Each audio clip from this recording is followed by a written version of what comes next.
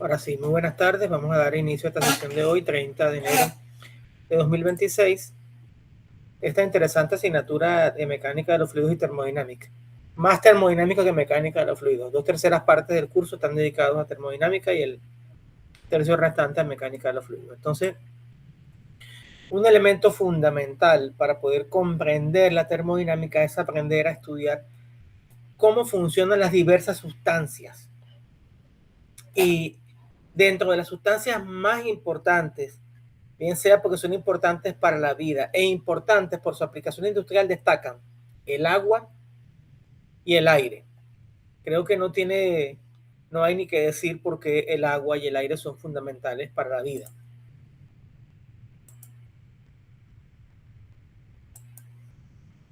Entonces, ustedes habitualmente se van a encontrar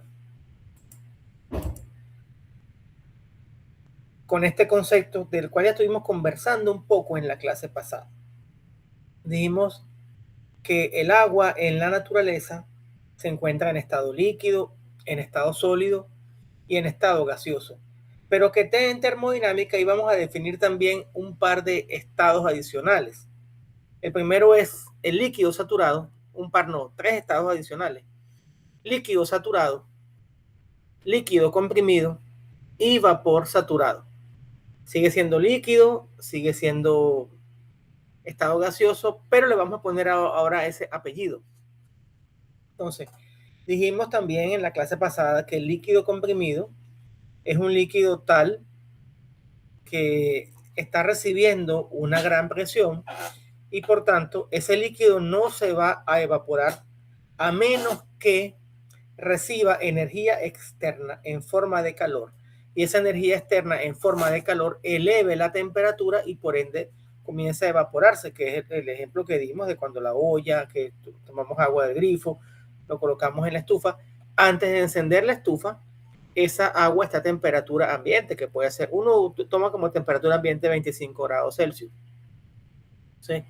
Esa agua está soportando la presión atmosférica, por tanto, no se va a evaporar. Entonces, si encendemos la estufa, le damos calor con una fuente externa a esa agua comienza a adquirir energía hasta que aparece la primera gota de vapor. Y cuando aparece la primera gota de vapor, hablamos que se ha alcanzado la temperatura de saturación, que a nivel del mar, ¿cuánto es? Lo que nos dicen en la escuela, ¿a cuánto hierve el agua? 100 grados Celsius. A 100 grados Celsius, muy bien, que por cierto, antiguamente se decía grados centígrados y resulta que lo correcto es decir grados Celsius. Entonces, cuando aparece esa primera gota de vapor, también les expliqué en la clase pasada, si yo sigo añadiendo calor, muy importante esto, y las personas que cocinan, que preparan café saben, que si el agua comienza a hervir y usted la apaga, que le quita la fuente externa de calor, ya el agua no sigue hirviendo. Entonces, cuando aparece la primera gota de vapor, se inicia entonces ese proceso de evaporación. Y ese proceso concluye cuando se ha evaporado la última gota de líquido, que se convierte todo en vapor. Y también dije en la clase pasada que durante todo ese proceso, que se llama proceso de saturación, o también lo pueden llamar, como dice acá, mezcla líquido-vapor, o LV, la temperatura permanece constante y toda la energía externa que viene de la fuente de calor se aprovecha o se utiliza para el cambio de fase. Y también definimos el concepto de calidad, que aquí lo vamos a llamar con la letra X, como la masa de gas entre la masa total. Y la masa total tenemos que, como hay dos fases, fase líquida y la fase gaseosa, entonces la masa total es la masa del líquido, que es MF, lo que he llamado MF, así lo llaman los libros de termodinámica, más Mg. Entonces, Mg en termodinámica se refiere a la masa del gas, Mf se refiere a la masa del líquido y M es la masa total. También se van a encontrar en termodinámica que a las otras propiedades también les pueden colocar ese su índice F, ese su índice G. Por ejemplo, volumen, este volumen mayúscula, aquí es muy importante distinguir las mayúsculas de las minúsculas. esta V mayúscula significa el volumen total. El volumen total se puede medir en litros o se puede medir también en metros cúbicos de acuerdo con el sistema internacional.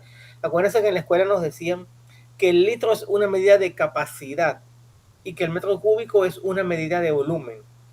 Y que además un metro cúbico es igual a 1000 litros. Eso hay que sabérselo muy bien, que 1000 litros equivale a un metro cúbico.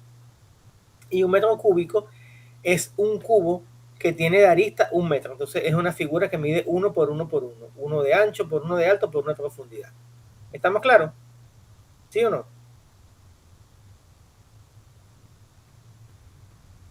¿Sí o no? Ese silencio de verdad que no me gusta nada. Yo tengo mucho silencio, no me gusta nada. Nada, nada, nada. No, profe, estamos poniéndole atención porque después se nos va algo y vamos a tener que volver a preguntar. Ok. Entonces, recuerden ustedes que nos han definido en la escuela una propiedad que se llama densidad. ¿Se acuerdan que la densidad se define como la masa entre el volumen? En termodinámica definimos una propiedad inversa a la densidad que se llama volumen específico y lo vamos a representar con una letra V minúscula. Y no es más que el volumen total entre la masa. Entonces, si el volumen se mide en metros cúbicos y la masa se mide en kilogramos, aquí olvídense del sistema inglés. Aquí no quiero ver libras por ninguna parte, aquí se mide en grados Celsius. Bueno, no se mide en galones ni en litros, se mide en metros cúbicos y se mide en kilos. Aquí no se mide en libras.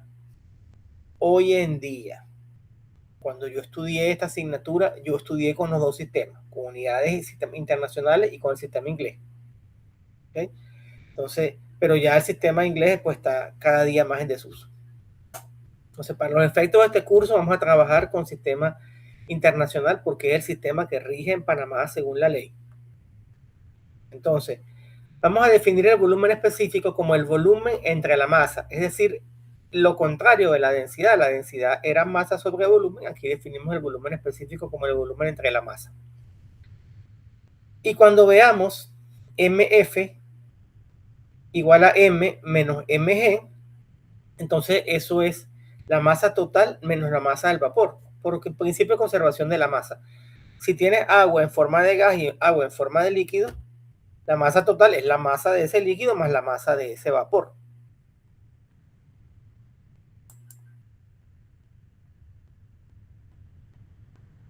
Entonces,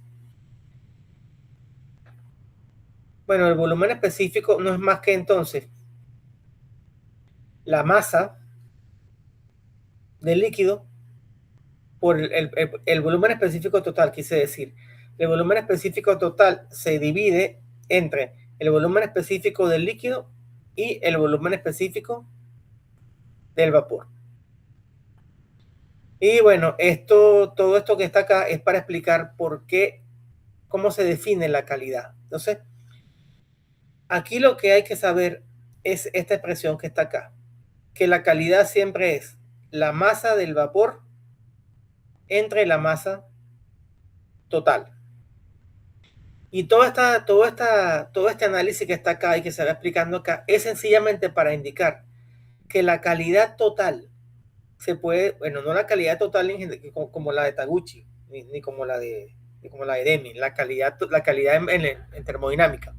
Se va a definir como el volumen específico total. Fíjense que aquí estamos hablando con letras minúsculas. El volumen específico total menos el volumen específico del líquido entre este VFG. Es algo que voy a explicar a continuación. Esto es la diferencia entre el volumen del gas menos el volumen del líquido.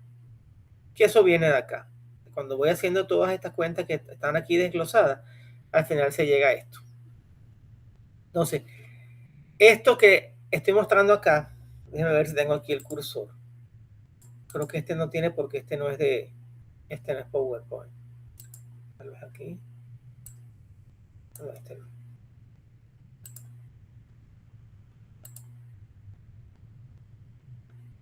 Entonces, esta figura que vemos acá, donde aparece la temperatura en un eje y el volumen específico en otro, es un diagrama temperatura-volumen específico. Y aquí lo que se estudia es cómo es el comportamiento de la temperatura en función del volumen específico. Esta figura que está acá, que parece una montaña, lo llamamos el domo de saturación. Y toda la curva del domo, toda la línea negra, toda esa línea curva negra, podemos llamarla que es la frontera del domo de saturación. Cuando estamos, si yo agarro esto y lo parto por la mitad, fíjense que hay un punto aquí arriba que se llama CR point. ¿Lo ven? El CR point. ¿Sí o no? Que está por aquí arriba, que Sí, matemáticamente corresponde al máximo de esta función. ¿Se acuerdan de matemáticas que les hablaban del máximo, de máximos y mínimos, que el teorema de Fermat, que el teorema de la primera derivada y todo? Ok, bueno. Esto que está acá es el máximo del domo de saturación. Y ese es un punto crítico, donde de un instante a otro se cambia el vapor por el líquido. Ese digamos que es el punto crítico.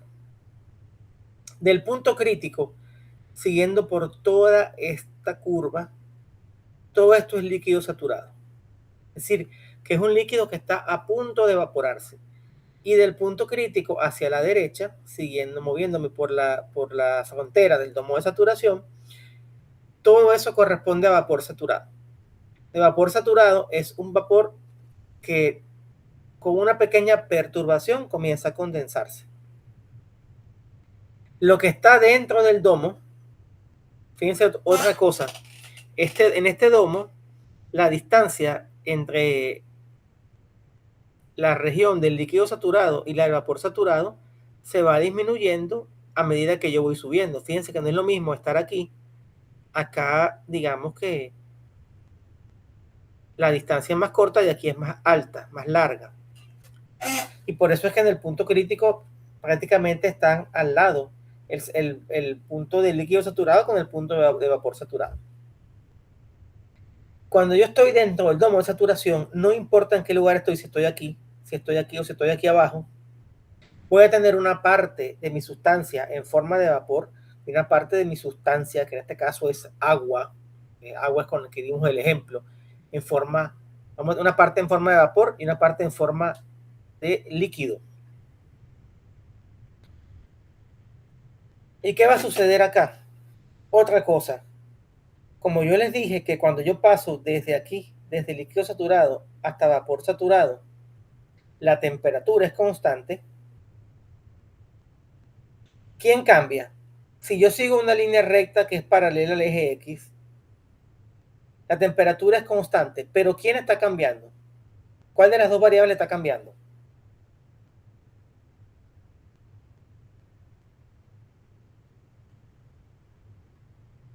A ver, vamos a explicarlo de otra manera. Líquido.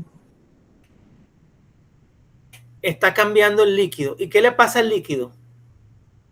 Está cambiando de estado, de saturación de líquido, pasa a vapor. Muy bien. Y cada día cada vez que pasa el tiempo, tengo más o menos líquido. Según la gráfica, es menos líquido porque está entrando a su punto máximo de saturación. Exactamente. Si tú comienzas acá, suponte, tienes 1 litro de agua líquida.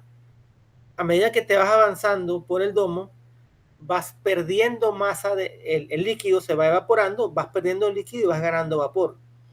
Cuando llegas acá, donde dice X igual a 1, vas a tener solamente 1 kilo de vapor, no vas a tener nada de líquido. Entonces, a medida que te vas moviendo dentro del domo, se va incrementando la cantidad de líquido, de vapor. Se va incrementando la cantidad de vapor. Y si se incrementa la cantidad de vapor y la calidad, lo que está midiendo es la cantidad de vapor entre la cantidad total, quiere decir que va aumentando la calidad. Entonces, cuando tienes líquido saturado, no hay calidad. La calidad es igual a 0. ¿Por qué? Porque por la definición de calidad es que tenemos aquí masa del vapor entre la masa total. Si no tengo vapor, ¿cuánto vale la calidad? Vale 0. Cuando la totalidad de la masa es puro vapor, un número dividido por sí mismo da 1. Entonces, Profe, anoten. ¿puede repetir eso? Usted dijo Claro, que cuando no hay líquido saturado no hay calidad. O yo escuché mal. eso Corrígame mismo. ahí, por favor. Sí, señor. Sí, señora. Eso mismo. Cuando usted tiene líquido saturado, no hay calidad porque todo está en forma de líquido. Y si todo está en forma de líquido, ¿cuánto vale la masa del vapor? De 0. Vale 0. Y si la fórmula es masa del vapor entre la masa total y la masa del vapor vale 0, entonces la calidad vale 0, que es lo que me dice este gráfico acá. Mira, X igual a 0 cuando estoy en líquido saturado. A medida que va pasando el tiempo, la calidad va aumentando de valor hasta que llega a 1. Ya cuando llega a 1, es vapor saturado. Entonces, yo puedo tener, como estos son números reales, yo puedo tener infinitos valores de calidad. Por tanto, cuando yo estoy en saturación, es decir, una mezcla líquido-vapor, yo debo indicar la temperatura y debo indicar la calidad. Porque si yo no indico la calidad, yo no sé si estoy aquí, si estoy por aquí, si estoy por aquí o si estoy más allá. Es decir, no sé en qué punto de esta línea recta que va desde calidad igual a 0 hasta calidad igual a 1 voy a encontrarme. Por tanto, hay que siempre calcular el valor de la calidad cuando estoy en una mezcla líquido-vapor para poder definir correctamente el estado en el cual se encuentra mi sustancia. Y otra cosa adicional que también les comenté la semana pasada, pero quiero que anoten, cuando estoy en saturación, en el proceso de saturación, o cuando estoy en una mezcla líquido-vapor, o cuando estoy en líquido saturado, o cuando estoy en vapor saturado, la temperatura siempre está amarrada con la presión y viceversa. Es decir, no se comportan como propiedades independientes. Si usted tiene una temperatura a la cual el agua hierve a 100 grados Celsius, eso es porque la presión es fija, que es la presión atmosférica a nivel del mar, que es aproximadamente 100 kilopascal o una atmósfera o 14,7 psi, como usted lo quiera medir, o 760 milímetros de mercurio. A medida que usted incrementa la altura, la presión disminuye, ¿sí? Entonces, las personas que van para allá, para Cerro Punta, para Volcán, si no están acostumbradas a eso, les puede dar mal de altura. Y mal de altura es porque la presión atmosférica es menor y por tanto es como que hubiera menos oxígeno para respirar, entonces la persona se puede fatigar más fácil. Entonces, allá arriba, en una montaña que está a 3000 metros de altura, el agua va a hervir a una temperatura menor. ¿Por qué? Porque yo les acabo de decir que siempre la temperatura condiciona a la presión y viceversa. Si yo incremento la presión, la temperatura de saturación del agua va a disminuir.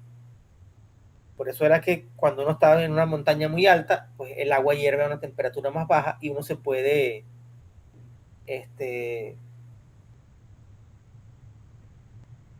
cuando el agua hierve, como el agua hierve a una temperatura más baja, y una persona que sea un monje tibetano que vive en las montañas, viene a nivel del mar, donde el agua hierve a una temperatura mucho mayor, se termina quemando la boca y la lengua por eso. Entonces, ¿estamos claros con esto que acabo de explicar? Que esto es fundamental. Correcto, profesor. Aquí está el mismo diagrama, el mismo domo de saturación un poco más claro. Y aquí hay otras cosas adicionales. El punto crítico sigue siendo el mismo máximo. Me dicen que el líquido saturado es justamente este punto acá que estoy señalando, que es donde comienza, es cualquier punto que está en el lado izquierdo del domo, es decir, el punto crítico hacia la izquierda. Del punto crítico hacia la derecha, todo el borde o toda la frontera del domo es la región de vapor saturado. Cuando estoy por encima del domo, por encima del punto crítico, hacia la derecha y por fuera del domo, es decir, todo esto que está por acá, de aquí hacia arriba, de aquí para allá, hacia la derecha, es vapor sobrecalentado. Cuando estoy del punto crítico hacia la izquierda y después del domo, estoy en la región de líquido comprimido. Entonces, toda esta región que está acá, líquido comprimido, toda esta región que está acá, vapor saturado, perdón, sobrecalentado, y acá tengo, ven esta línea recta que está acá, esta es la del domo, esta es una línea recta, una línea que es inclinada. Aquí es una línea recta que tiene una pendiente, aquí es una paralela al eje horizontal, y aquí esta línea sigue. Toda esa línea que está acá, que parece que es una línea rara, porque primero es inclinada, después es totalmente horizontal y después otra vez inclinada, es una línea de presión constante. Y vamos a ver qué significa eso. Tengo esta presión. Si esta presión es constante, esta línea es de presión constante, ¿quién está aumentando acá? ¿La presión o la temperatura a medida que yo voy subiendo?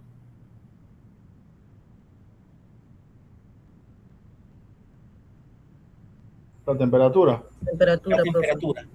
Entonces, esto lo que me está diciendo a mí es que en la región de líquido comprimido, para yo ir a líquido saturado, manteniendo la presión constante, debo incrementar la temperatura, que es el ejemplo del agua. Cuando el agua hierve es porque se mantiene constante la presión, 100 kilopascal, aquí en el área metropolitana de Panamá, y yo incremento la temperatura para poder llegar hasta el líquido saturado. Cuando aparece la primera gota de vapor, la presión permanece constante, la temperatura es constante, porque toda la energía que viene de la fuente externa de calor se emplea en evaporar el agua. Y si yo sigo manteniendo la presión constante, voy a pasar a la región de vapor sobrecalentado. ¿Por qué? Porque la temperatura sencillamente es mayor que la temperatura de saturación. Entonces, mira, ya el vapor llegó, ya tienes puro vapor saturado. Si tú lo sigues calentando, tiene más energía. Y esa energía ya no se va a invertir en un cambio de fase. Se va a invertir en elevar a la temperatura, y entonces vamos a estar en un nuevo estado que se llama vapor sobrecalentado, que solamente lo vamos a conseguir en los generadores de vapor o en las calderas. Pero ahí hay un paréntesis que hacer, es que las calderas son dispositivos para generar vapor saturado, y las calderas que generan vapor sobrecalentado realmente se llaman generadores de vapor. Pero bueno, no nos mortifiquemos por eso. Uno termina también llamando caldera a cualquier dispositivo que genere vapor, coloquialmente. Entonces, en las tablas de vapor, algunas comienzan por temperatura y otras por presión. Al menos las tablas que yo les he publicado, que son las tablas del profesor Van Wylen, uno de los mejores libros de termodinámica de la historia. El autor se murió de COVID, por cierto, que tenía casi 100 años. Yo estudié con ese libro. Es una belleza el libro. Está en inglés. Recuerden que aquí nos piden que motivemos el uso del idioma inglés. Entonces, las tablas de agua, algunas comienzan por temperatura y otras comienzan por presión. Para definir un estado termodinámico, aquí me faltó decirlo, que es un estado termodinámico, es necesario definir dos propiedades independientes. Si yo estoy fuera del domo, por ejemplo, estoy aquí en líquido comprimido, yo para decir dónde estoy, en qué punto de este diagrama estoy, yo indico la temperatura e indico la presión. Estamos listos. Si estoy en vapor sobrecalentado, puedo indicar la temperatura y puedo indicar la presión. Pero si estoy dentro del domo, no puedo indicar temperatura y presión porque ellas van amarradas, no son independientes entre sí. Por tanto, también hay que indicar la calidad. Y hay otras propiedades también que vamos a ver que aparecen en las tablas termodinámicas, que son el volumen específico, la energía interna, la entalpía y la entropía. Si yo conozco cualquiera de esas cuatro propiedades que estoy diciendo con la temperatura, o cualquiera de esas propiedades con la presión, tranquilamente puedo definir un estado termodinámico. Entonces, aquí hay otros datos importantes. Las tablas presentadas están en presión absoluta, las del Van Wylen y las del Sengel, que es otro libro maravilloso de termodinámica. El profesor Sengel tiene libros de termodinámica, de mecánica de los fluidos y también de transferencia de calor. Muy bueno, un libro muy didáctico. se lee muy fácil. Es un libro del profesor Sengel. El profesor Sengel, no sé si está vivo todavía, es turco, son muy buenos, de verdad, muy bien escritos. En esa época los autores escribían sin usar inteligencia artificial ni nada, escribían unas bellezas de libro. Entonces, otros tips que hay que saber: cuando ya estoy en vapor sobrecalentado, la presión es menor que la presión de saturación para una temperatura determinada. ¿Por qué? Fíjense ustedes, sigamos aquí la línea que hemos llamado de presión constante. Si yo sigo por acá y me vengo hacia acá, me salgo de esta línea de presión constante. Y entonces estoy acá a una presión que es menor que la presión de saturación, porque la presión de saturación es esta que viene por acá, el valor. Otra cosa, la temperatura es mayor que la temperatura de saturación para una presión determinada. Vamos a ver por qué. Este se entiende más fácil, el de la temperatura. Aquí tengo una temperatura de saturación a la cual aparece mi última gota de vapor. Si yo sigo incrementando la temperatura, pero mantengo la presión constante, aquí subo por esta rampa, que es la línea de presión constante, he incrementado la temperatura. Entonces, en vapor sobrecalentado, la temperatura es mayor que la temperatura de saturación para una presión determinada. Para líquido comprimido, la presión es mayor que la presión de saturación. Y la temperatura, aquí se entiende más fácil con la temperatura. La temperatura es menor que la temperatura de saturación. Veamos aquí. Esta es mi línea de presión constante. Tengo aquí una presión constante. Fíjense que aquí tengo una temperatura que vamos a suponer que esta temperatura acá sea 60 grados Celsius y que aquí sería 100. Bueno, aquí aparece ya la primera gota de vapor.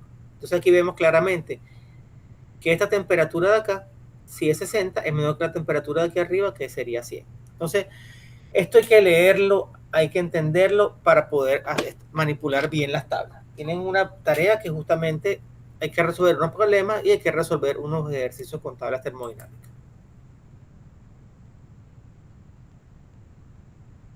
Como que está repetida. Sí, está repetida. Sí, está repetida. Vamos a ver un ejemplo. Un recipiente contiene agua a una temperatura de 200 grados Celsius y su energía interna específica es 1897,44 kilojoules por kilogramo. Vamos a ver cómo funciona esto. Primero, hay que determinar si el agua está en forma de líquido saturado, vapor saturado, si es mezcla líquido-vapor, si es líquido comprimido o si es vapor sobrecalentado. Entonces, para comenzar la revisión de las tablas, comenzamos siempre por vapor saturado. Y esta tabla es la tabla B.1.1, que les recomiendo que las vayan bajando de una vez. Esta es una versión un poco antigua, que es en blanco y negro, pero las que ustedes tienen son más bonitas, están en colores. Entonces, pero la nomenclatura es la misma, tabla B, porque esta es una edición anterior. Yo después conseguí una edición más nueva y es la que publiqué.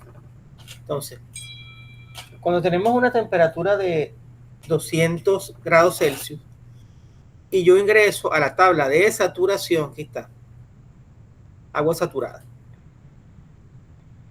y el orden que aparecen las propiedades en el Van Wylen es volumen específico, está en inglés, sí, el Sengel está en español. Entonces, volumen específico del líquido VF, del vapor, perdón, del vapor que es este que está acá, y este FG que es vapor menos líquido. Tiene la tabla de energía interna que se define como U. Tienes primero UF, que es la de energía interna del líquido, UG, que es la energía interna del vapor, y UFG, que es la diferencia. En este caso sería de 2.595 menos 850. Ustedes que son curiosos pueden verificar que es 1.744. Entonces, bueno, estoy acá. Adicionalmente, ¿qué tengo? ¿Cuánto me dicen a mí en el ejercicio que vale la energía interna total?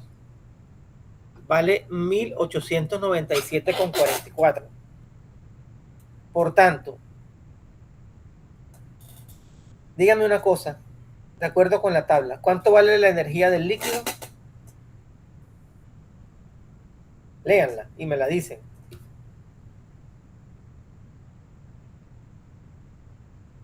Aquí está, ¿no la ven? UF, ¿cuánto vale UF? 850.64. Muy bien, ¿y cuánto vale UG?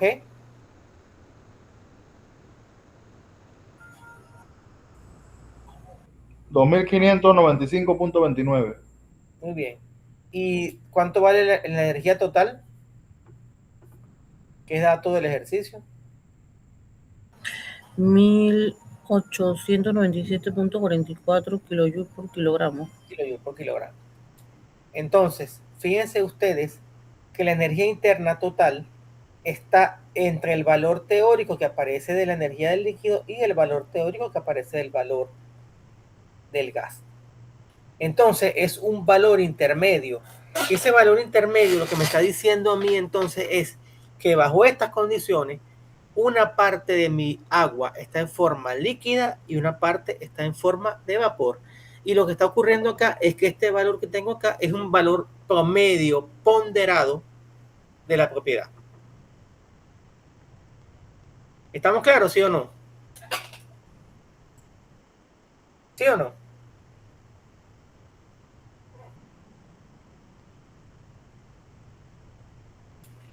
Entonces, es como una suerte de promedio ponderado. Sigamos viéndolo acá.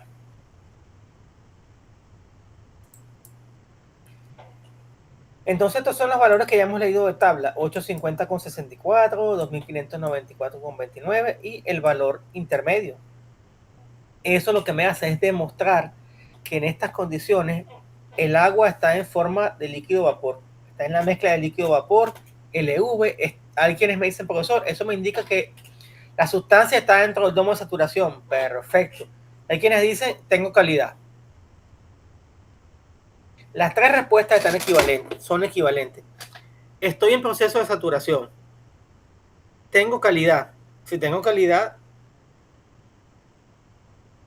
si tengo una calidad entre 0, mayor que 0 y menor que 1, estoy dentro del domo. Si tengo una calidad 0, estoy fuera del domo, en la frontera. Y si tengo calidad igual a 1, todo es vapor. Entonces, me interesan los valores cuando la calidad tiene valores intermedios. Entonces, profesor, ¿estamos en forma de líquido vapor? ¿Estamos dentro del domo? ¿O tenemos una calidad de tanto? Respuesta equivalente. Pero es importante siempre decir el valor de la calidad. Si no me dicen el valor de la calidad, no sabemos dónde estamos. Que le diga una dirección, no, esa persona vive en Chiriquí, pero ¿en qué parte de Chiriquí?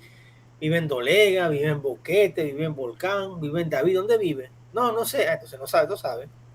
No podemos ubicarla. Y si es para cobrarle un dinero menos, porque la gente se esconde. Entonces, bueno. Si ya sabemos que estamos a una temperatura de 200 grados Celsius, de inmediato sabemos que la presión asociada es 1533,80 kilopascal. O sea, que es una presión bastante alta, porque la presión atmosférica es 100 kilopascal. Y ahora aplicamos esta fórmula para calcular la calidad. La calidad sería el valor total de la energía, que es 1897,44, menos la energía del líquido, que es 850,64, entre la energía del vapor menos la energía del líquido, que es lo que aquí llaman UFG, y que es un valor que ya me lo dan tabulado y que no tengo que sacar la cuenta porque me puedo equivocar. Entonces, Cuando yo reemplazo los valores en la tabla, me da que la calidad es de 0.6. ¿Y qué significa una calidad de 0.6? ¿Quién me lo explica? Está entre 0 y 1. Está en, ¿cómo fue que te dijo? Está dentro del domo. Adentro del domo. ¿Qué Dentro del más? domo. Muy bien. ¿Y qué más? ¿Quién da más? ¿Está en proceso de saturación? ¿Qué más? ¿Y qué significa ese 0,6 entonces? Que hay parte Es de líquida. calidad. ¿Cómo? ¿Perdón? Una parte es vapor y otra parte es líquido todavía. Sí. Pero si yo lo multiplico por 100, ¿cuánto me da? 0,6%, ¿cuánto da? 60%. Ajá. Significa que el 60% de la masa es vapor y el 40% restante es líquido. Y en los procesos termodinámicos, desde el punto de vista de la eficiencia térmica, la eficiencia isentrópica y todo aquello, yo pudiera aceptar que eso es un tema que ya hacia el final de la parte de termodinámica, yo pudiera aceptar desde el punto de vista de la eficiencia teórica, isentrópica se llama, ideal de una máquina, pudiera aceptar tener valores de calidad que fueran menores que 1. Pero desde el punto de vista ingenieril, desde el punto de vista de resistencia de los materiales y de la corrosión, a mí no me conviene que en una turbina a vapor yo tenga calidad, porque la calidad me ocasiona corrosión y me comienza a dañar la turbina. Y una turbina es un equipo tan caro que yo quiero que me dure 20, 30, 40 años. Yo no quiero que se me invertir, que se lleve $1.000.000 en una turbina y que se dañe al poco tiempo. Tengo que sacarle bastante dinero a esa turbina. Hablando como ingeniero. Entonces aquí ya lo dijimos, un 60% de la masa está en forma de vapor, el resto está en forma de líquido. Y aquí está lo que yo les decía. Cuando se desea usar vapor para impulsar una turbina a vapor, no debemos tener calidad, y eso es por razones de metalurgia, de corrosión, de mantenimiento, porque después aparece una cosa que se llama cavitación, que es terrible, que destruye los equipos. Cuando hay cavitación en turbinas, es malísimo porque te daña los álabes de la turbina, y cuando hay cavitación en bombas igual, porque te daña los álabes, termina desbalanceando la bomba y dañando el rodete, impulsor o impeller, como le dicen en inglés. Muy bien, entonces, si ya tengo ahora el valor de la calidad, que está aquí, que está acá, y que sabemos que vale 0,6, yo puedo calcular el volumen específico con esta fórmula que está acá. VG menos VF multiplicado por la calidad más VF. Y me da que el valor de volumen específico es 0,076876. La calidad puede ser calculada con cualquier propiedad intensiva indicada en las tablas. ¿Por qué? Porque la calidad afecta a todas las propiedades intensivas. ¿Y por qué? Porque si una parte porque si el fluido está en dos fases, líquido y vapor, las propiedades se comportan como promedios ponderados, el valor total. Una parte de la energía la da el vapor y una parte la da el líquido. Una parte del volumen lo ocupa el vapor, una parte del volumen lo ocupa el líquido. Una parte de la entalpía está asociada al líquido, una parte al gas, y una parte de la entropía está asociada al gas y una parte al líquido. Y cuando hablamos de propiedades intensivas, es la propiedad total dividida por la masa. Entonces, kilojoule por kilogramo, metros cúbicos por kilogramo. Son propiedades intensivas. Ejemplo 2. Agua a 120 grados Celsius y 500 kilopascal de presión. Indique el estado del agua. Y antes de ver esta respuesta que está acá, vamos a la tabla de saturación nuevamente. 120 grados Celsius y me dice que aquí hay una presión absoluta de 198,5. ¿De cuánto es la presión del ejercicio? 500 kilopascal. 500 kilopascal. Por tanto, como la presión para esa misma temperatura es mayor que la presión de saturación, ese líquido está comprimido, es decir, ese líquido no se va a evaporar. Yo tendría que calentarlo muchísimo más para poder evaporarlo. Entonces, digamos que estoy por aquí arriba, en algún punto acá, y entonces tendría yo que incrementar la temperatura. Bueno, este diagrama es diferente, este diagrama es de presión contra volumen específico. Aquí tengo, aquí la línea de temperatura constante es esta que viene por aquí. Y lo que hay que entender entonces es que para esta temperatura la presión es muy alta. Vamos a verlo de esta manera. Si yo estoy aquí en este punto, porque dijimos que esta línea que está acá, que aquí es una recta inclinada que tiene pendiente, aquí es una paralela al eje horizontal, y aquí es esta de acá, no esta de acá, esta de aquí. Aquí es una línea de temperatura constante. Yo tengo que bajar la presión hasta este valor de aquí, perdón, bajar la temperatura.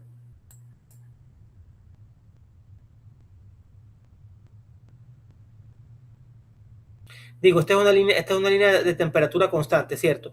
Yo tengo que bajar la presión, si estoy por acá, tengo que bajar la presión hasta aquí abajo para poder comenzar a tener líquido saturado. Ejemplo 3. Agua a 120 grados Celsius y un volumen específico de 0.6. Indique el estado del agua. Siempre voy a entrar con la tabla de saturación. Entonces, 120 grados Celsius, vamos a leer los valores del volumen.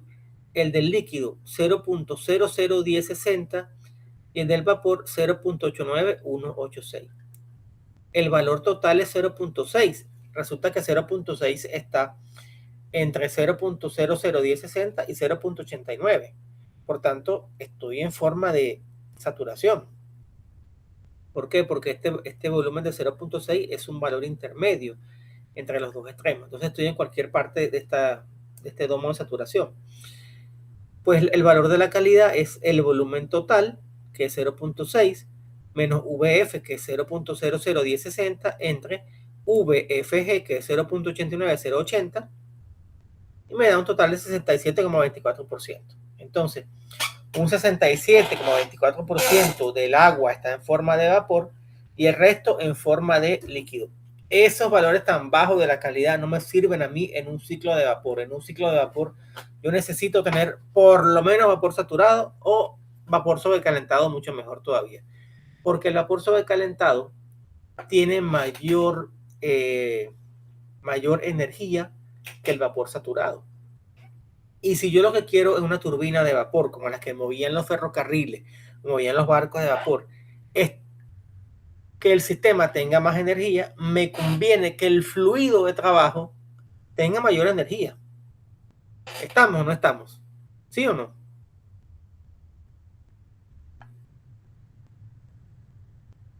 ¿Se comprendió o no se comprendió esa última idea?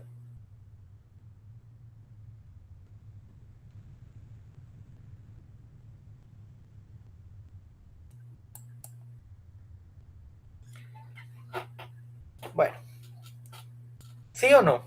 Esa última idea que dije de que si yo quiero utilizar un fluido para producir energía, me conviene que ese fluido tenga la mayor cantidad de energía posible, porque lo que hace un fluido es transferir la energía a un dispositivo mecánico. Llámese turbina a vapor, llámese turbina hidráulica, llámese turbina de gas o llámese turbina eólica. Esas turbinas eólicas que están ahí en Penonomé están ahí puestas es porque hay una cantidad suficiente de viento para poder impulsarlas. Si no, no estuvieran allí. Ejemplo 4. Se tiene un refrigerante 134A. Este es un clásico que se utiliza en los vehículos. Luego de hacer vacío, el técnico coloca 70 gramos. 70 gramos es la masa total. Y los manómetros de baja, hay dos manómetros, uno de baja y uno de alta. Los manómetros de baja registran una presión de 12 psi. determine el estado del refrigerante sabiendo que el volumen total del circuito es 820 litros, perdón, 8.2 litros.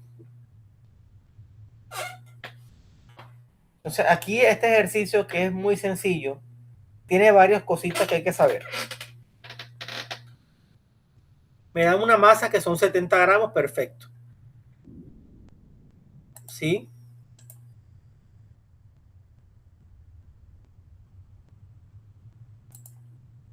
Bueno, bienvenido. La clase pasada no grabé la clase. No sé qué problema hubo, que no se pudo grabar la clase, pero esta clase sí está siendo grabada. Entonces, para ponerse al día, tiene que ir leyendo todos los materiales que están en el módulo 1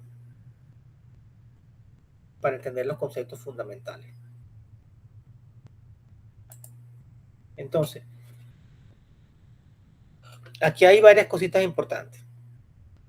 Un manómetro es un dispositivo que me da una presión relativa, pero para un manómetro la presión de la atmósfera vale 0. Y adicionalmente, el manómetro me está midiendo la presión en PSI, o Pound Square Inch, o libra por pulgada cuadrada. Entonces, la presión manométrica debe ser convertida en presión absoluta porque las tablas termodinámicas trabajan con presión absoluta. Como la presión atmosférica es 14,7 PSI, la presión total o presión absoluta de este circuito va a ser 26,7 PSI. Y esos 26,7 PSI yo lo dejo llevar a kilopascal. Aquí hoy en día, mis estimados, antes tenemos que aprendernos los valores de los factores de conversión. Y ya hoy en día uno tiene aplicaciones en el teléfono y uno lo saca. Entonces, ya esto como ingeniero ya... Entonces no se saben sacar, háganlo, busquen una app en el teléfono y conviertan PSI a Pascal, a kilopascal, a lo que necesiten. ¿Entendido? Y el volumen, tengo el volumen físico que es de 8.2 litros, debo convertirlo en metros cúbicos. ¿Por qué? Porque las tablas termodinámicas vienen en presión absoluta y en el volumen en metros cúbicos. Entonces, esos 8,2 litros yo lo convierto en metros cúbicos dividiéndolo por 1000. Aquí está cómo se hace a mano. Un metro cúbico son 1000 litros. Entonces aquí está, 0,0082 metros cúbicos. Entonces, teniendo la presión de 170,30 kilopascal, la masa que son 70 gramos y el volumen total que es 0,0082, calculo el volumen específico, que es una propiedad intensiva que aparece en las tablas de metros cúbicos por kilogramo, y me da que es 0,11710. Con esa presión que no aparece aquí explícitamente, pero fíjense una cosa, la presión es 170. Para 165 yo tengo 165 y 201, que son los valores que aparecen en la tabla. Mi valor no aparece. Cuando un valor no aparece, yo utilizo una interpolación. Y la interpolación también pueden buscar una aplicación que les haga la interpolación lineal. Y la interpolación lineal, yo tengo una, pero no se las puedo mostrar aquí porque no se va a ver. Yo tengo una del Android que se llama interpolación lineal. Tenía otra también por ahí. Tengo una sola. Tenía una que era mejor que esta porque tenía interpolación doble y después se dañó la aplicación. Bueno. Entonces, yo observo que para 165 mi volumen es 0,11710. Fíjense que está entre el volumen del líquido y el volumen del vapor. Y para 201, que es el valor que aparece en la tabla, también tengo la misma situación. Por tanto, esto me indica a mí, que me hace sospechar que estoy en forma de saturación, pero para yo encontrar eso y para yo poderlo afirmar, yo debería calcular el valor VF para 170 que no aparece en la tabla y el valor VG para 170 que tampoco aparece en la tabla. pero de igual manera me voy a dar cuenta que voy a estar entre dos puntos intermedios. Por tanto, estoy en saturación. Ese refrigerante 134A está en saturación. Entonces, para hacer interpolación, yo lo que hago es una línea recta siguiendo un principio de la geometría euclidiana que dice que con 2 puntos uno puede determinar una línea recta. Entonces, lo que se hace en la interpolación es construir una recta entre 2 puntos conocidos y luego estimar el valor que yo necesito con la fórmula de la recta que yo he logrado interpolar. Aquí está más o menos cómo funciona eso. Esta curva es el valor real de la función de estado. Cuando yo tengo valores cercanos, yo puedo estimar que esa función se aproxima a una línea recta. Es lo que uno hace muchas veces en ingeniería industrial se utiliza mucho esto, utilizar modelos lineales basados en la regresión lineal para poder estimar valores, hacer predicciones y todo aquello. Eso viene de, ustedes lo tuvieron que haber visto en estadística, se llama regresión lineal. Entonces, si yo tengo un punto A que aparece en la tabla con un valor de temperatura y volumen específico y un punto X2 con un valor de temperatura y volumen específico, el punto que yo deseo, que yo desconozco el valor de Y, pero tengo el valor de X, y lo puedo encontrar como si fuera una línea recta.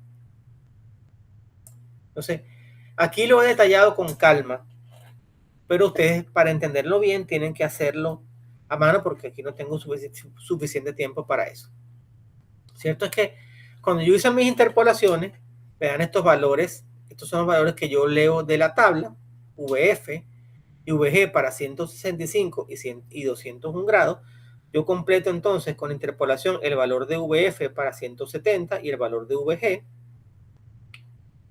Y finalmente yo puedo entonces afirmar que estoy en vapor saturado. Calculo la calidad también. Y habiendo calculado la calidad, tengo todo lo demás. ¿Cómo estamos? ¿Estamos bien? Tenemos también que un modelo muy común para entender el comportamiento de los gases es el modelo de los gases ideales y una corrección que se llama el factor de compresibilidad. La ley de los gases ideales, que enseñaron en física o en química en algún momento, decía que la presión por el volumen total es igual a la masa por una constante universal R por T. Aquí en termodinámica, como a las cosas les ponen nombre y apellido, ya no es V mayúscula, sino V minúscula. Esta V minúscula es el volumen específico.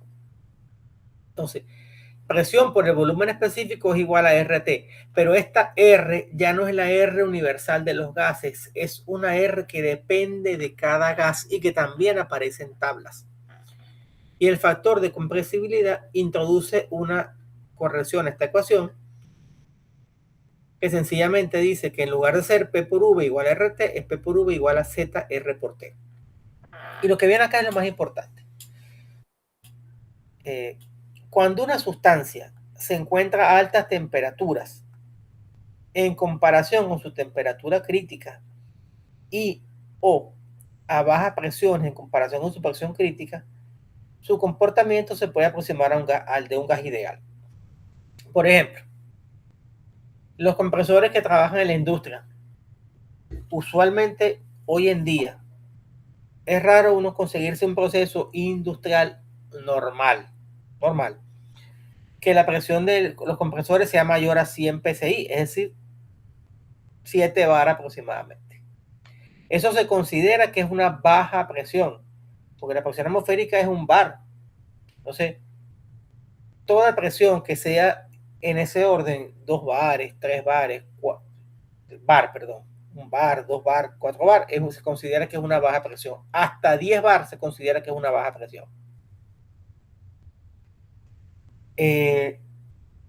Y cuando hablamos de temperatura alta es en comparación con la temperatura crítica, entonces tiene que ser el doble aproximadamente. Entonces, El oxígeno que uno consigue en un cilindro de oxígeno médico, eso se considera que está a una baja presión.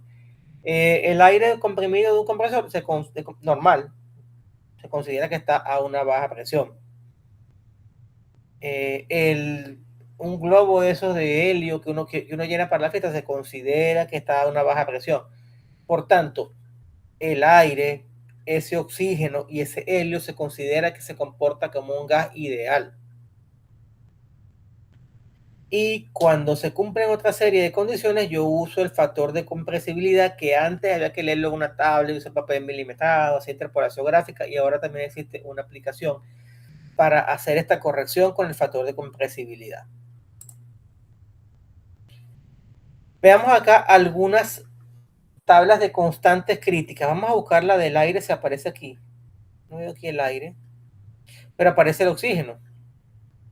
Fíjense, la temperatura crítica del oxígeno es 154,6. ¿Qué unidad? ¿Qué unidad tiene la temperatura en esta tabla? Kelvin. El Kelvin. Y hay que estar muy claro con la conversión de Kelvin a Celsius.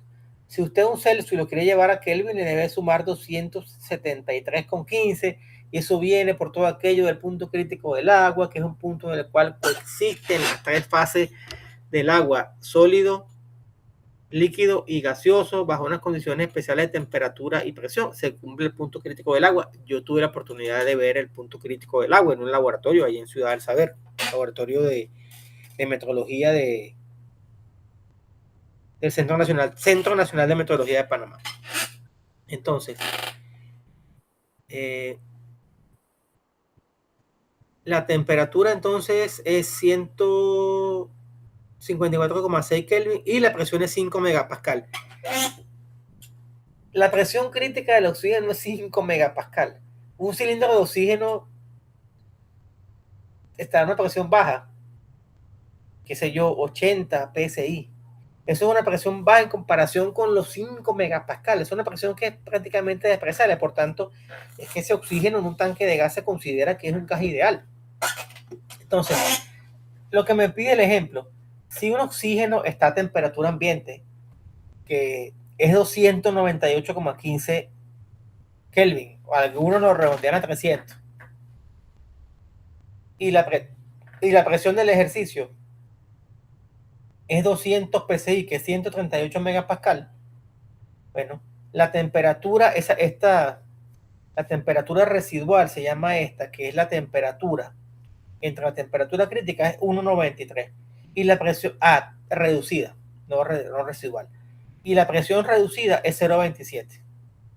Entonces, con estos valores yo puedo ingresar a la tabla del diagrama de compresibilidad y asumir que ese oxígeno se comporta como un gas ideal. O también puedo decir, mira, la presión es mucho más baja que la presión crítica, eso es un gas ideal. Y listo. Y si yo calculo con esto el factor Z, me va a dar un valor muy cercano a 1.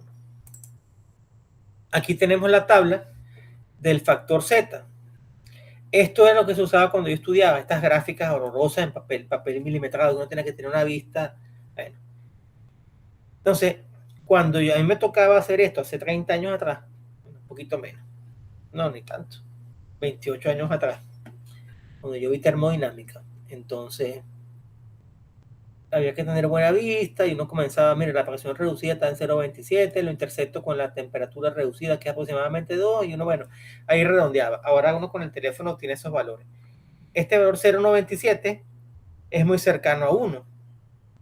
Entonces uno decía, bueno, está bien, puede aproximar como un gas ideal y ya está. Esto, cultura general, ya las aplicaciones, inclusive las mismas tablas, pues ya hay tablas que han hecho apps para las tablas, pero hay que tener mucho cuidado. Y más allá de que cuando a ustedes les corresponda hacer estos cálculos, si es que algún día les toque, más allá de que la tabla, que el valor, es saber entender los conceptos fundamentales. Saber que cuando un gas se encuentra a una baja presión, podemos aproximarlo como un gas ideal. Es saber que cuando la temperatura cuando la temperatura de un líquido es menor que la temperatura de saturación, para una presión determinada, estamos hablando de líquido comprimido. Cuando decimos que un vapor tiene una temperatura mayor que la temperatura de esa saturación para una presión determinada, estamos en vapor sobrecalentado. O sea, hay que entender, son esos conceptos fundamentales. Si es 10, si es 15, si es 20, eso no importa. Esos números los vamos a poder leer, esos valores los vamos a poder leer en tabla o con aplicaciones o con programas de cálculo que son mucho mejores que estas tablas que uno usaba anteriormente. Aquí tenemos también propiedades de varios gases ideales a 25 grados Celsius y 100 kilopascal en unidades del sistema internacional. Por ejemplo, era lo que yo les decía. Nos decían cuando nos explicaban la ley de los gases ideales en física que había una R universal de los gases. Aquí la R tiene un valor específico para cada gas. Fíjense que, por ejemplo, la del oxígeno es 0.2598, pero la del aire es 0.287.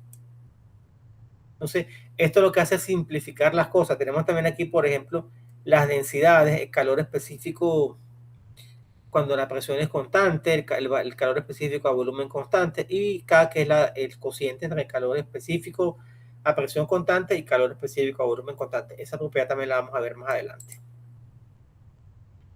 Y todo esto es importante para poder pasar aquí al siguiente tema, que es fundamental también, que no es este, sino este que está acá, que es la primera ley de la termodinámica, tanto para volúmenes de control como para masas de control.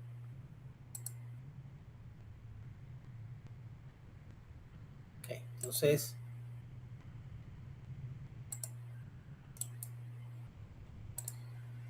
¿cuál es? Me cerraron, me está dando error. Aquí está. Un momento.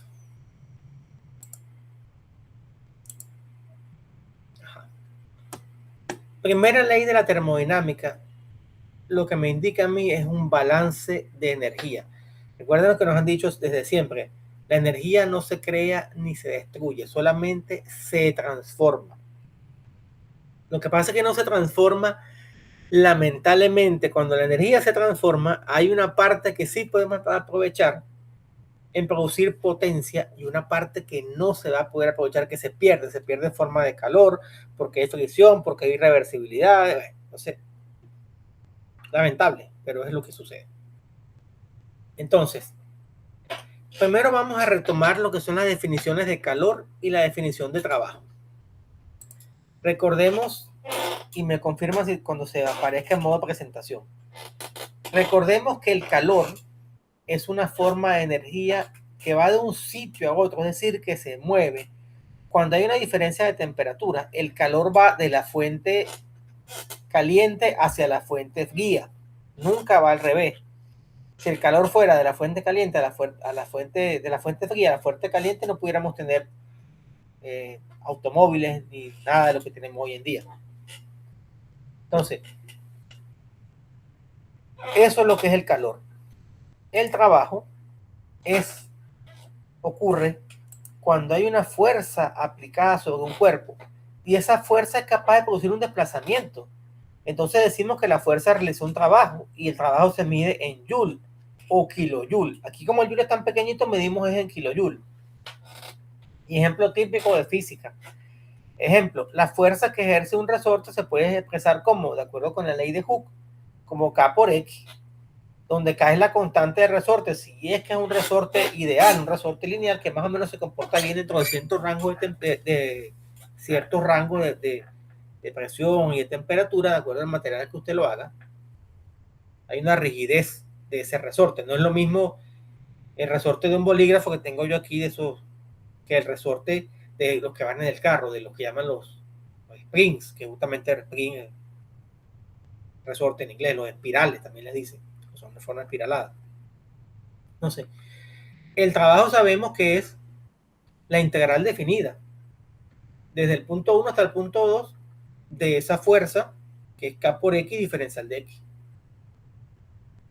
Que era lo que nos decían cuando se calculaba el trabajo de un resorte. Bueno, entonces al final, si esto es la integral de la fuerza, que es K por X diferencial de X, entonces, bueno, la K, que es una constante, la integral de X por diferencial de X es X cuadrado sobre 2.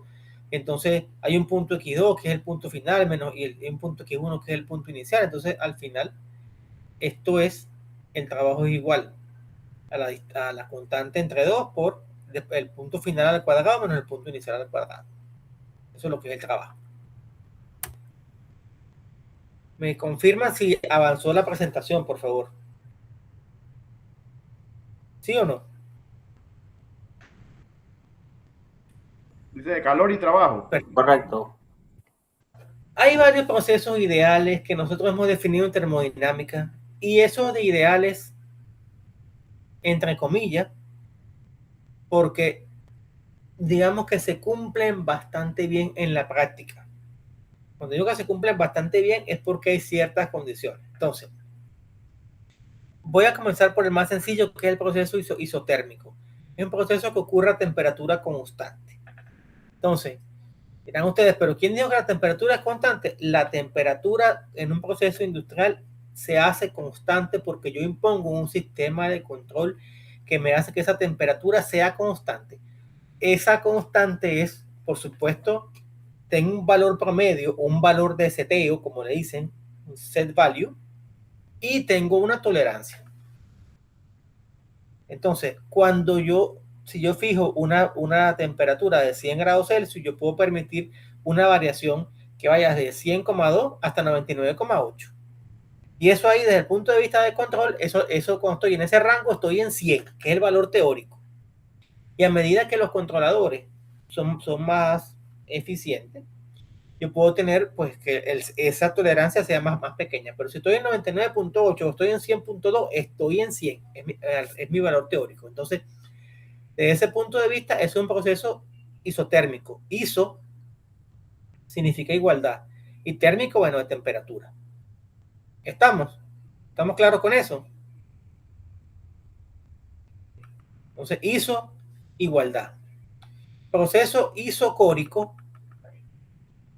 Un proceso que ocurre a volumen constante. Si yo tengo todo el tiempo un tanque de agua hecho de concreto, el tanque varía de volumen, ¿sí o no? ¿Varía o no varía? No. No.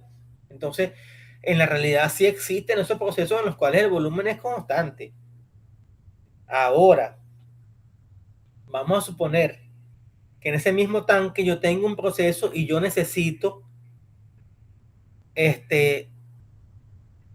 una tina, vamos a suponer que es una tina para lavado de botellas, ¿sí? O es una tina de un proceso de pasteurización, ¿sí? Entonces,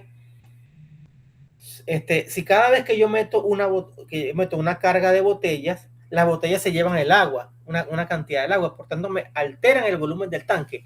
¿Qué hago yo entonces? Yo agarro y yo coloco una manguera para tener reposición de esa agua que se me va perdiendo cuando saco las botellas o cuando saco lo que sea, ¿sí? Eso, por ejemplo, en los procesos cuando matan a los pollos están a temperatura ambiente. Están los pollos cuando vienen de las granjas, los tienen en unos cuartos, en unas escaleras de refrescamiento donde tienen unos ventiladorcitos y les ponen una agüita ahí, esparcen agua, digamos. Tienen unos aspersores, ese es el término, unos aspersores y unos ventiladores. Entonces el pollo está ahí fresquecito, porque ya sabe lo que le viene el pobre animal. Entonces el pollo ingresa a una temperatura ambiente, un ser vivo, un ser de sangre caliente, ingresa caliente y él pasa por unas tinas y esas tinas tienen agua y tienen unos desinfectantes que no son tóxicos, por cierto. Tienen, si mal no recuerdo, tenía una solución donde hay amonio cuaternario a una baja concentración. Eso desinfecta y reduce esa carga bacteriana del pollo, es un cadáver. Y también permite que la temperatura se eleve de forma rápida.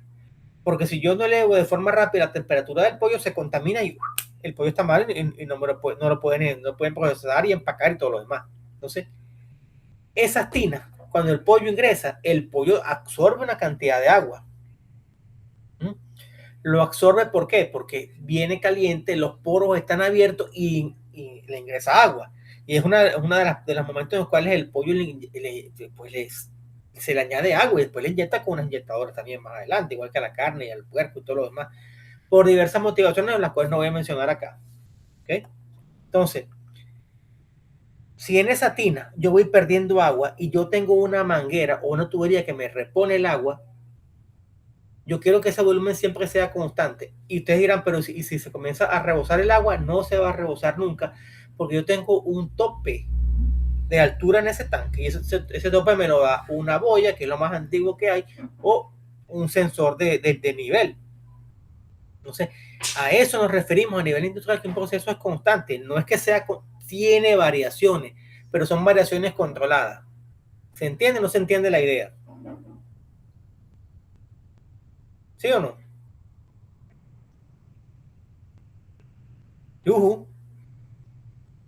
¿Se entendió o no se entendió? Sí se entendió, profesor. Perfecto. Y un proceso isobárico, un proceso que ocurre a presión constante.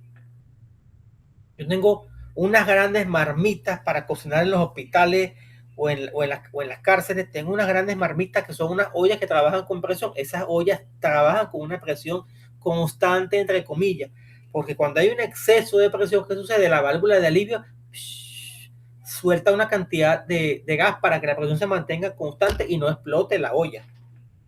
Entonces, eso de constante siempre es entre comillas a nivel industrial, pero nosotros acá en termodinámica vamos a asumir que eso es constante, no nos importa que haya variación, no, es constante y se acabó. Y un proceso politrópico es un proceso termodinámico que obedece a esta relación. La presión por el volumen total elevado a un exponente es igual a una constante. Y esa constante n le vamos a llamar ese valor n, ese índice n es el índice politrópico y c es una constante. Y ese es un modelo utilizado en múltiples procesos de expansión y compresión que incluyen transferencia de calor. Y ahora sí vamos a explicar estos dibujos que están acá. Aquí tengo yo, típico ejemplo, un cilindro pistón. Cilindro donde el pistón se desplaza y cuando esto es la curva de comportamiento del sistema. Entonces, cuando yo tengo una presión alta, tengo un volumen pequeño. Si yo hago una expansión lineal, tengo un volumen mayor. Por tanto, si tengo un volumen mayor, la presión es más baja. Vamos a explicarlo cómo funciona un compresor. Cuando yo tengo un compresor, el compresor tiene una absorción y en esa absorción él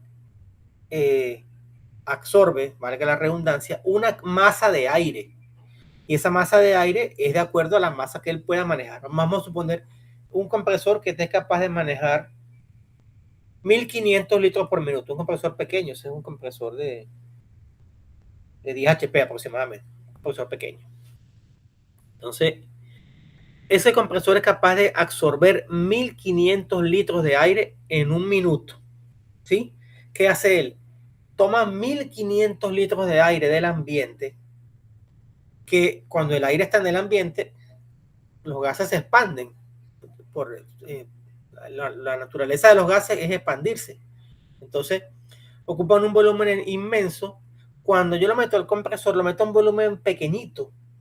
Y como lo estoy metiendo en un volumen pequeñito, lo estoy obligando a que entre allí. Y al obligarlo a que entre allí, porque un motor lo obliga, lo estoy comprimiendo. Y comprimir significa que una masa de gas ingrese a un espacio muy pequeño.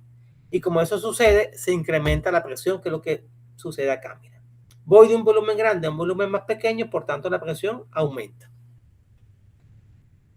En un proceso isobárico, como el que tengo yo acá, presión contra volumen, mantengo la presión constante, pero aquí se incrementa un poco la temperatura, porque esta línea que está acá, que parece que es una línea curva, se llama la línea isoterma, que es una línea de temperatura constante. Cuando voy de la isoterma A a la isoterma B, estoy subiendo la temperatura. manteniendo la presión constante. ¿Cómo puedo yo subir la temperatura?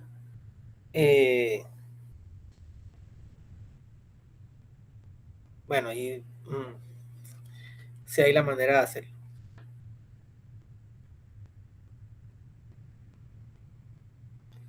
Pues si yo tengo, por ejemplo, un recipiente cerrado con un gas y yo le puedo incrementar la temperatura, a la larga también va a incrementar la presión, pero bueno.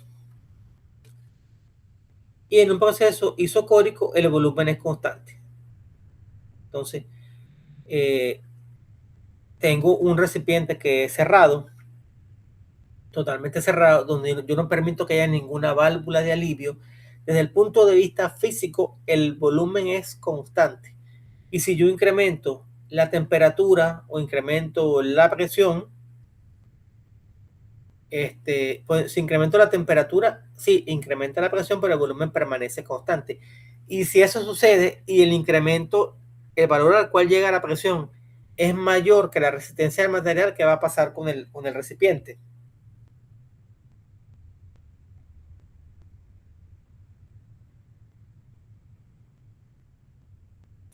Repito la pregunta.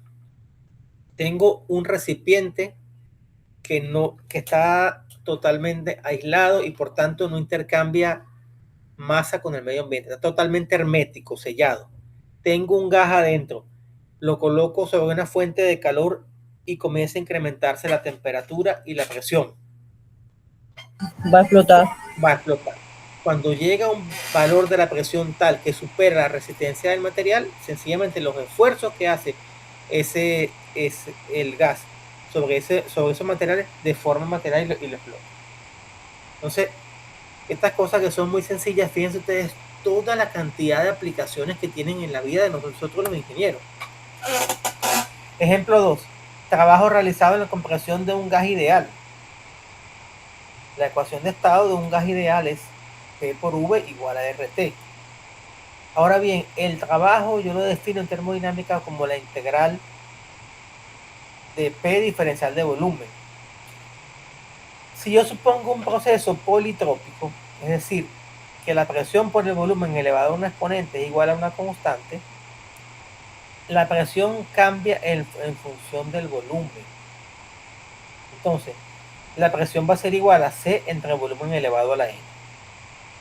Si quiero calcular el trabajo desde un volumen inicial hasta un volumen final, es C entre el volumen a la N diferencial de volumen, y esto es una integral muy sencilla. Esta es la integral de una potencia. Entonces, aquí está el trabajo. Ejemplo 3. Trabajo realizado por un gas ideal, suponiendo que el proceso sea isotérmico. Si es un gas ideal en un proceso isotérmico, la presión por el volumen específico es igual a la constante del gas por la temperatura. Si la temperatura es constante, entonces la presión va a ser siempre igual a R por T entre el volumen. R es una constante porque R la leemos en una tabla y dijimos hace rato que depende del gas con el cual yo estoy trabajando. Si la temperatura es constante, lo único que varía en esta expresión es el volumen específico. Entonces, si calculo el trabajo como una integral de la presión, que es R por T entre V diferencial de V, esto sale la R, sale la T que me la comí acá, fíjense que me la comí, tenía hambre en ese momento. Entonces, el trabajo sería R por T por el logaritmo neperiano del volumen 2 menos el logaritmo neperiano del volumen 1. Y el trabajo realizado en un proceso isobárico, en un proceso isobárico, la presión permanece constante. Si la presión permanece constante, la presión sale de la integral y esto es P por diferencial de volumen, por la diferencia de volumen en ese caso. En algunos casos el calor se puede calcular con diversas ecuaciones. Por ejemplo, aquí me dice que el calor es igual al calor específico por la masa por la variación de la temperatura. El calor específico se refiere a la cantidad de calor que se debe suministrar a una unidad de masa para elevar su temperatura en una unidad. Y hay también una propiedad que también es más interesante, que es el poder calorífico. Y cuando un combustible tiene mayor poder calorífico, ¿qué sucede?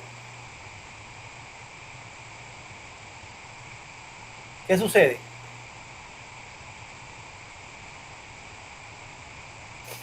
Hay mayor calor.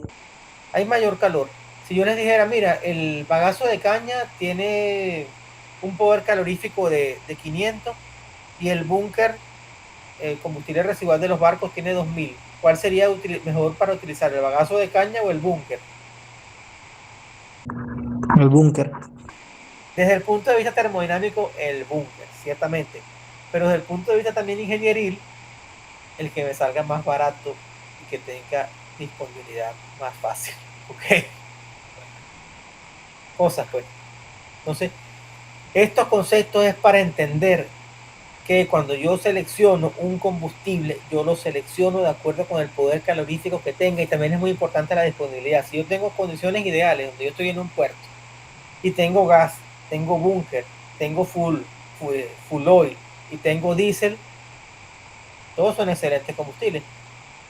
Entonces yo tengo que buscar un balance entre el combustible que tenga mayor poder calorífico y que desde el punto de vista económico y ahora ambiental sea sustentable para emitir la menor cantidad posible de gases de efecto invernadero al medio ambiente y poder ocasionar la menor cantidad posible de daños a la comunidad. Eso a veces no le para mucho, pero bueno.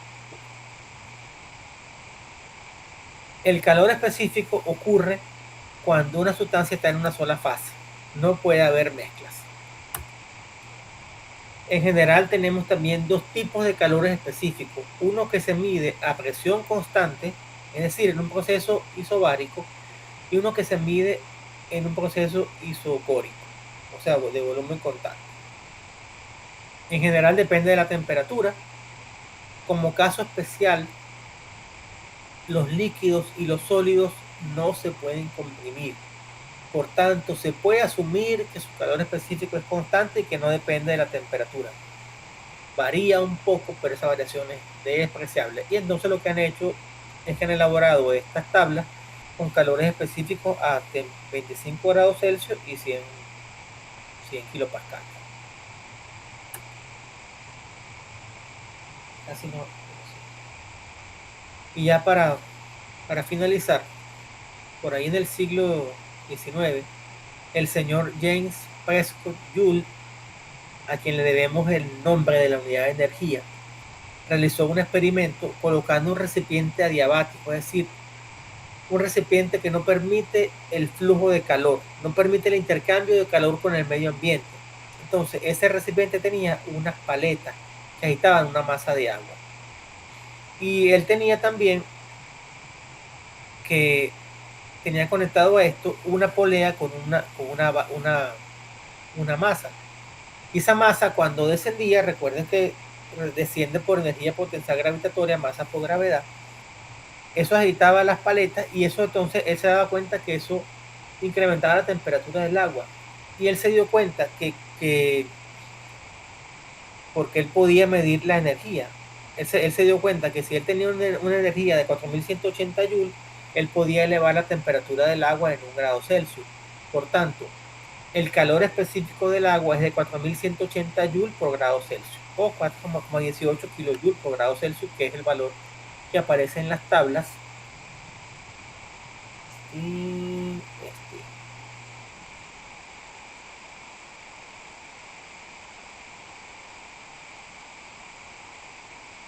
este vapor, esto no es agua. Sí.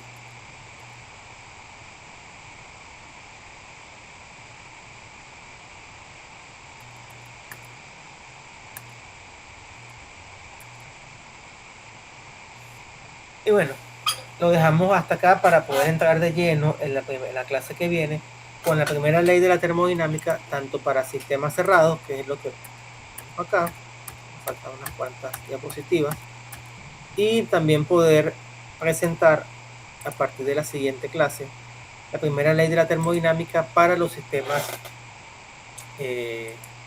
abiertos o volúmenes de control. Sí les quiero comentar, déjenme dejar de compartir. algo que ya dije en la clase pasada. En los sistemas cerrados, la masa permanece constante. En los sistemas abiertos, la masa está en movimiento. Un sistema cerrado, por ejemplo, es un amortiguador. Cuando ese amortiguador está totalmente hermético, totalmente sellado, que no se escapa ni el gas o no se escapa el aceite, entonces ese es un sistema cerrado. Ahora bien, aunque la masa permanece constante, él sí realiza trabajo, porque cuando yo paso por un bache, eso es una gran cantidad de energía que recibe mi automóvil y lo que hace el amortiguador es disipar esa energía.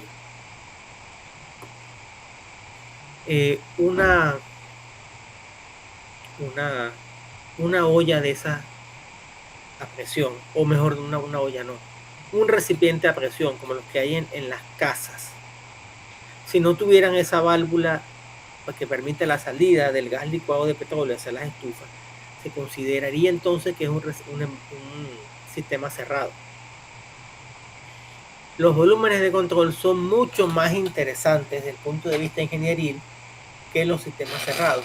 ¿Por qué? Porque hay intercambio de masa, hay una masa que está en movimiento y esa masa realiza trabajo, intercambia calor. Eso es mucho más interesante. Es cuando tenemos, por ejemplo, los compresores en los cuales tenemos una masa en movimiento y hablamos allí de flujo másico, cuando hablamos de las calderas, cuando hablamos de las bombas, de los intercambiadores de calor, de las turbinas, cuando hablamos de los dispositivos ingenieriles. Y fundamentalmente, como ingeniero, lo que nos interesa es que esos sistemas ingenieriles sean capaces de aprovechar la energía de un fluido para producir trabajo mecánico, o que sean capaces de darle energía a un fluido determinado para poder utilizar esa energía de ese fluido en un proceso.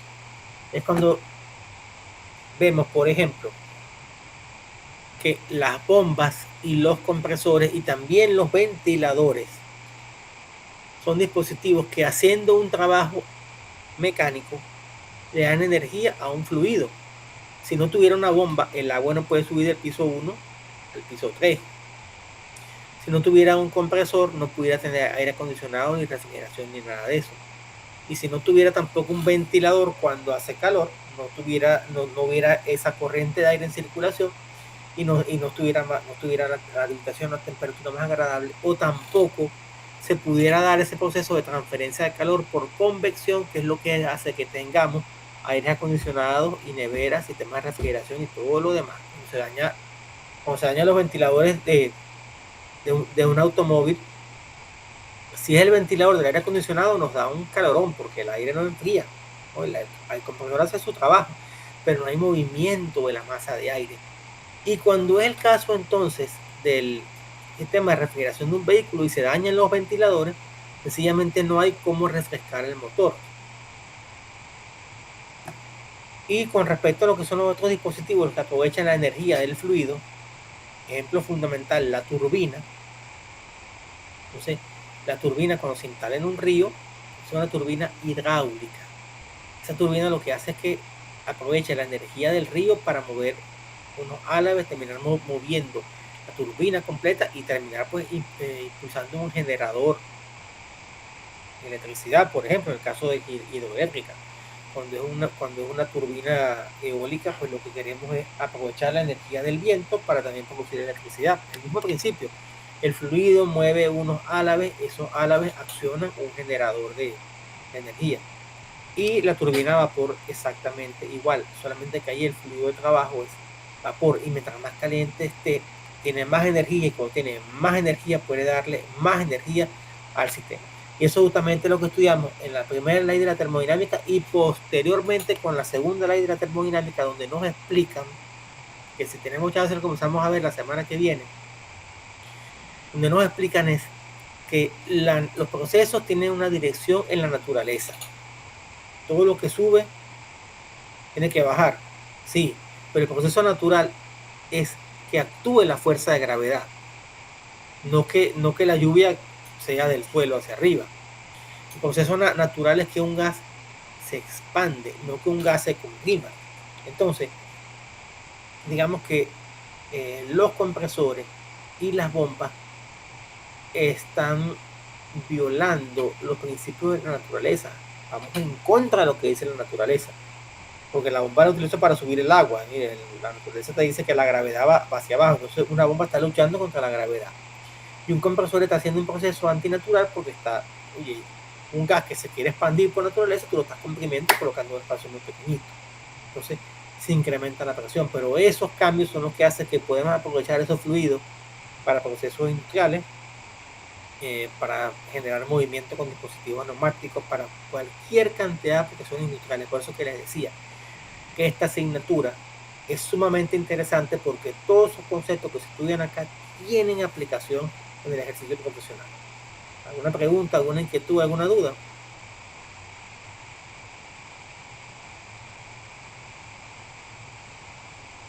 ¿Sí o no? Adelante. Profe, yo más que duda del tema, quería preguntarle, porque en la plataforma veo algunos cuestionarios, ¿eso habría que ir llenándolo o Esos hay son, que esperar los órdenes? esos son para ir practicando esos cuestionarios, son actividades de evaluación formativa, que ir practicando, reafirmando los conceptos, viendo dónde hay dudas. Eso ayuda a estudiar y a comprender los conceptos.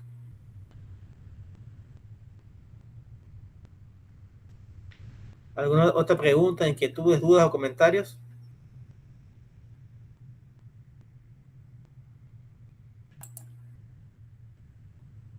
Muchas gracias entonces por tu atención, mis estimados. Nos vemos, Dios primero, dentro de una semana.